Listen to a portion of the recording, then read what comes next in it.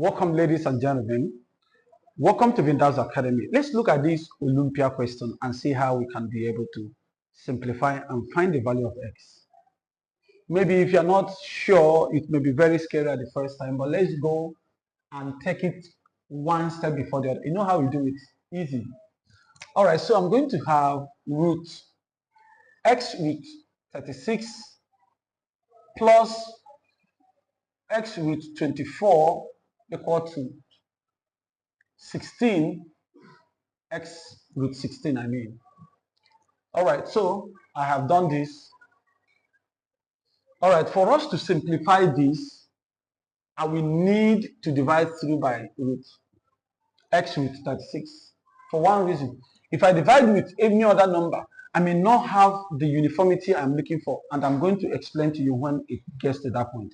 Remember, I have solved this before, so I'm going to show you the challenges I faced and how I did it. So I'm dividing by this x root 36 divided by x root 36 is equal to x root 36.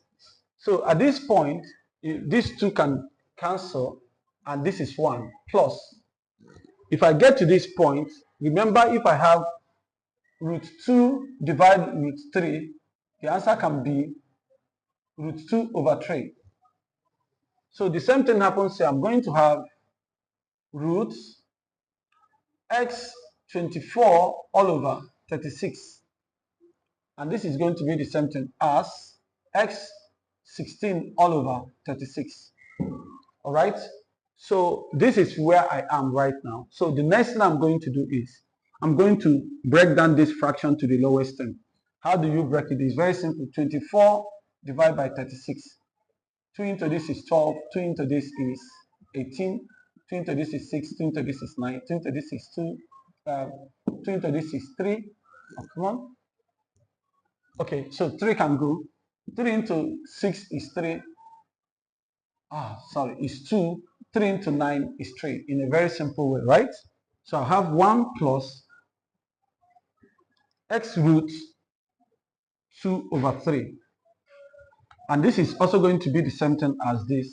If I do that here, I'm going to have, it's going to be 4 all over 9. If you still follow this, my approach of successive breakdown with the common factors, you may come to this point as well. So also remember, I will be doing my analysis here. Also remember that if you have x raised power root x, we're going to have x raised power 1 over 2. If I have root x p, the answer is going to be p raised power 1 over x. So this is true. So I can also apply it here. I'm going to have 1 plus 2 all over 3 all raised to power 1 over x.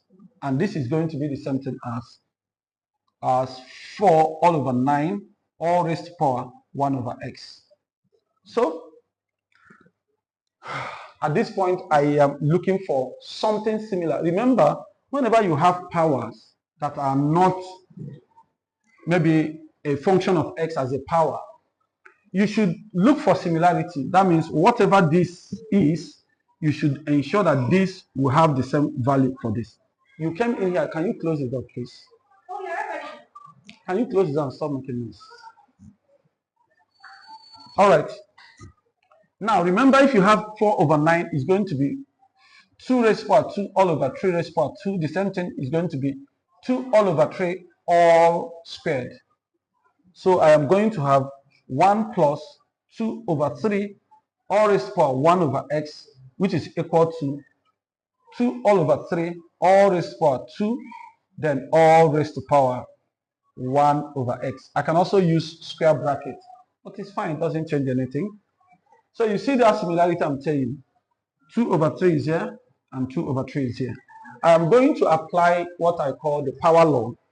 The power law says if I have 2 over 3 all raised to power 2 all raised to power 1 over x, it's also going to be the same thing as 2 all over 3 all raised to power 1 over x all raised to power 2. So they can switch their positions according to power law because they can multiply and they are also commutative. All right, so for that reason, I am coming here, I'm going to have 1 plus 2 over 3 all raised to power 1 over x, which is equal to 2 over 3 all raised to power 1 over x squared.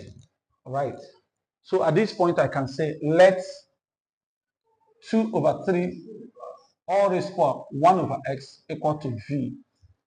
So you see that right now is making sense. So I'm going to have 1 plus v is equal to v raised to power 2. So I'm going to move all these values to the right hand side in order to make them positive. So I'm having v squared minus v minus 1 equal to 0. So at this point, I am going to factorize. Why am I factorizing? Because of the presence of this, the power of 2, which is the highest power. So I'm going to have that. Okay, I'm going to use v is equal to minus v plus or minus square root of b minus 4ac all divided by 2a.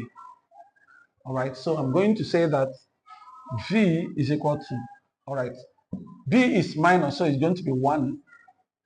B, look at b. B is the coefficient of the v, and minus is plus, and then this is plus minus. B is 3 minus 1 all squared minus 4 times. 1 is the coefficient of the one that has squared. That is, a is the coefficient of v squared. So I'm going to have 1 times c is the constant, which is minus 1, all over 2 times 1. So at this point, oh God. Okay, so at this point is making sense, right? So what I'm going to do is to have that v is equal to 1 plus minus. Minus 1 squared is 1. Minus 4 times minus this is also is still 4. So I'm going to have 1 plus 4. I hope you get that, all right? It's looking interesting. All over 2. Remember 2 times 1 is 2. All right. One step before the other. Easy step, okay? All right, so I'm having v is equal to 1 plus or minus root 5 all over 2.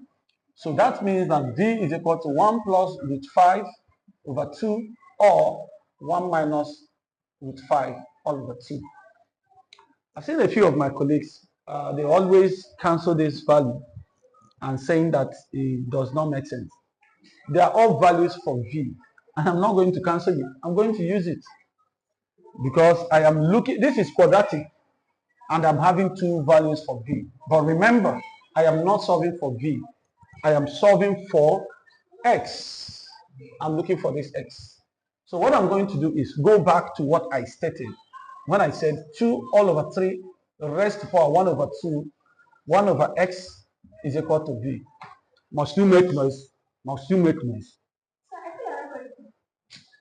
So at this point, it's okay. So at this point, I'm going to remember this is a power. I have to bring it down, and the only way I can do that is to use logarithms, right? Okay, so I have in this is going to be 1. This is going to be 2 over 3 raised to power 1 over x is equal to v is 1 plus root 5 all over 2.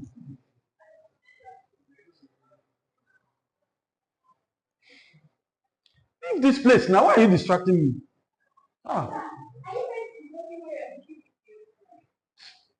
So,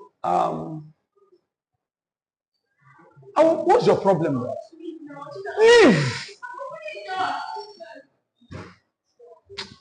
Sorry about that, please. Oh, okay, so all right. So there is a power. I have to bring it down. So I'm going to include. I'm going to say log 2 over 3 all raised to power 1 over x is equal to log 1 plus root 5 over 2. All right, I'm going to take this down. I'm going to have 1 all over x log 2 over 3, which is equal to log 1 plus root 5 all over 2. Okay, so at this point I am going to divide both sides by log 2 over 3. So I'm going to have 1 over x is equal to log 1 plus root 5 over 2, then divide by log 2 over 3. All right, so I think I am going to, my voice is entering this video.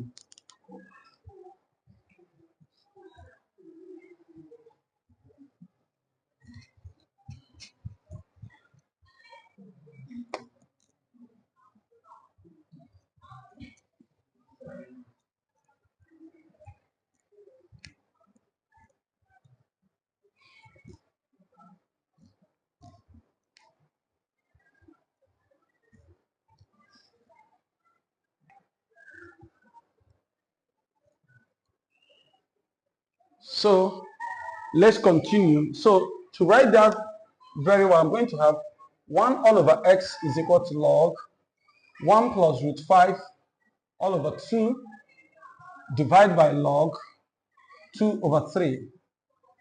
So look at this. I'm going to switch them.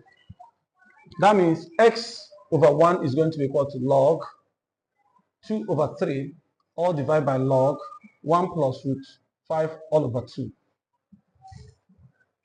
So that means x is going to be log 2 minus log 3 all over log 1 plus root 5 minus log 2. Look at what I did. Remember, if you have log m all over n, it's going to be log m minus log n. So I applied that for the numerator. I also apply that for the denominator. So because this is division, is going to be this. So we call them division law of logarithms.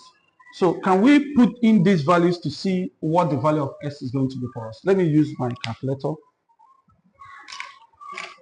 So I'm having log 2, of course, to base 10. Log 2 is giving me 0.301 minus log 3. Log 3 is giving me 0.477 all over. I'm having log 1